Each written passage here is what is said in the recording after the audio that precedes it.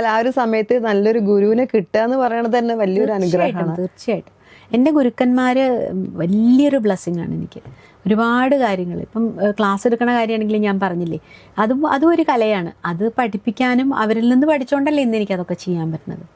For ever grateful. അച്ഛനമ്മമാരോടായാലും ഗുരുക്കന്മാരോടായാലും എല്ലാവരോടും, ഫ്രണ്ട്സ്, ഫാമിലി, എൻ്റെ ഹസ്ബൻഡ്, മോള്.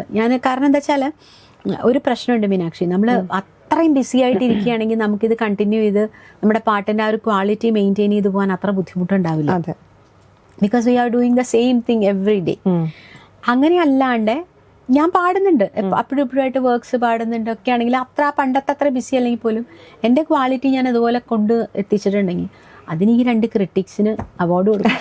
ഹസ്ബൻഡും മോൾക്ക് ഒരു രക്ഷയില്ല. പാടിക്കോളണം, പ്രാക്ടീസ് ചെയ്തോളണം, പാടിക്കൊണ്ടേയിരിക്കുക, ബാക്കിയൊന്നും കുട്ടി നോക്കേണ്ട കാര്യമില്ല എന്ന് പറയും മുരളി. വലിയൊരു ഭയങ്കര ക്രിട്ടിക്കാണ്.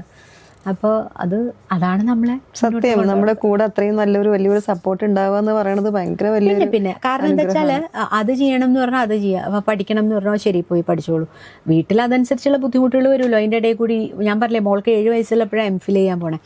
നമ്മളൊരു കോഴ്സിനൊക്കെ ജോയിൻ ചെയ്യുമ്പോൾ എന്താ വെച്ചാൽ അത്ര അധികം വർക്ക് ലോഡ് അല്ലേ, അത് നമ്മുടെ വീട്ടിലെ പല കാര്യങ്ങളെയും ബാധിക്കും. മൈൻഡും ഫ്രീ ആവണല്ലോ.